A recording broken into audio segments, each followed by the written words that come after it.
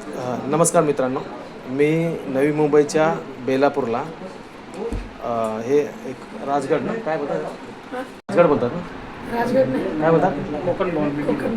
कोकण भवनचं हे head office आहे. बरेच लोकांनी सांगितलेलं की पत्रकार आहे का वगैरे काय काय हे, तर हे माझं सर्टिफिकेट आहे. त्याचं रजिस्ट्रेशन सर्टिफिकेट आहे पत्रकाराचं, न्यूजचं, आमच्या न्यूज चॅनल जे आहे त्याचं. आणि हे पत्र आहे, त्याच्यावरती रेसिव्ह म्हणून साहेबांनी दिलेलं आहे हे पत्र. आणि हे साहेब आहे आपल्यासमोर, तुम्ही बघू शकता. तर ह्यांना आपण संबंधित जे काय व्हिडिओमध्ये आहेत ते लोक जे माझ्याबरोबर झटापटी करत होते, मोबाईल ओढत होते, उलटं बोलत होते, मस्करी करत होते, त्यांच्यावरती योग्य ती कारवाई करण्यासाठी हे पत्र मी त्यांना दिलेलं आहे. तर मी साहेबांना विनंती करेन की ह्यांच्यावरती कारवाई करा, असं मी त्यांना सांगितलं आहे. नाही तर मी ह्याचे पिटिशन फाईल करणार आहे. नाही, हे अधिकार आहे आमचा, तुम्ही बोलू शकत नाही. हा आमचा अधिकार आहे, सिक्रेन्सी ॲक्टनुसार हे आमचा अधिकार आहे. तुम्हाला मी पत्र दाखवतो, हां दाखवतो, एक मिनिट. हे इथले सिक्युरिटी हे मला अडवत आहेत व्हिडिओ काढण्याशी, तर त्यांना बी मी उत्तर देतो आहे, जरा थांबा, ठीक आहे. तर ह्या ठिकाणी मी हे अधिकारीचे पी ए आहेत, जे परिवहन खात्याचे पी ए, त्यांचं ते अधिकारी, त्यांचे पी ए, त्यांना मी भेटायला आलो. त्यांना मी सविस्तर सगळं सांगितलेलं आहे. तर त्यांचं म्हणणं असं आहे की 111 गाड्या रद्द झालेत, ठीक आहे. 111 गाड्या रद्द झालेत. ते रद्द झाल्यामुळे सगळ्यांना त्रास होतो आहे. पण माझं म्हणणं असं आहे, जर 111 गाड्या रद्द झालेत तर त्या गाड्या ह्यांनी त्याचा बंदोबस्त करायचा होता. जे लोकांचं, जनतेचं जे शोषण होतं आहे त्याला एकमेव जिम्मेदार हे परिवहन खातं आहे, असं माझं म्हणणं आहे. त्याचा मी आरोप पण केलेला आहे. आणि हे सध्या मी त्यांना साधं पत्र दिलेलं आहे. हे साधं पत्र त्यांना दिलेलं आहे कारवाई करण्यासाठी.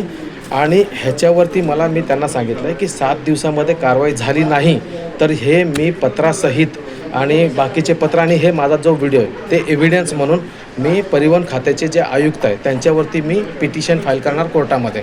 त्यासाठी व्हिडिओला जास्त असं शेअर करा, मला सपोर्ट करा.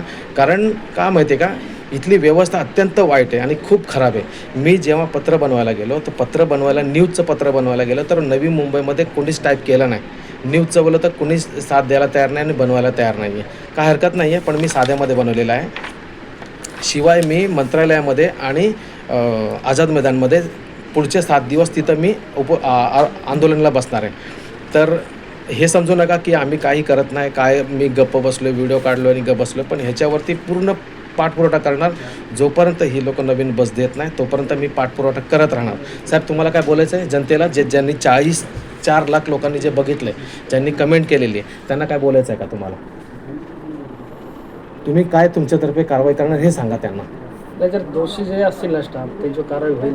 हां, आणि आता आपल्याला मार्च एंडिंगपर्यंत नवीन गाड्या येतात 150, त्यात सुधारणा होईल. पक्का सुधारणा होईल. मग ह्यांना सांगा तुम्ही की तुमच्यासाठी बसेस येणार आहेत म्हणून.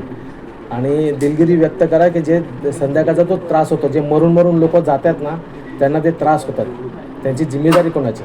माझ्याकडे अजून एक व्हिडिओ आहे, ते ड्रायव्हरच्या बाजूला सगळ्या घोळका लेडीज लोक उभे आहेत. उद्या ॲक्सिडेंट झाला तर ते सगळे लोक मरणार नाही तर काय होणार सांगा? काय आता ही परिस्थिती काय उभवली, बस अभावीच उभवली, त्या बसेस आता ते परिस्थिती चालूच आहे ना. पण साहेब, सगळ्यात जास्त पैसे पण तर नवी मुंबई महानगरपालिकाच घेते ना, कशाचे? तिकटीचे.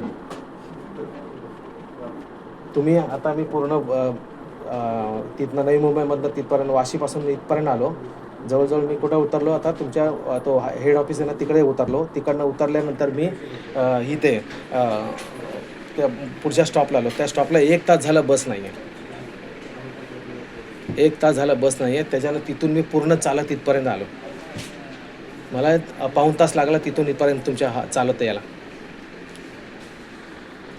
आणि हे इथलंच नाही आहे, तुमच्या पूर्ण नवी मुंबईच्या किती बसेस आहे, ॲक्च्युली किती बस आहेत ते पण माहिती नाही. पण मी ते RTI उद्या मी RTI बी टाकून देणार. मी RTI टाकून ती पण माहिती मी घेणार आणि ह्याचा पूर्ण पाठपुरावा करणार.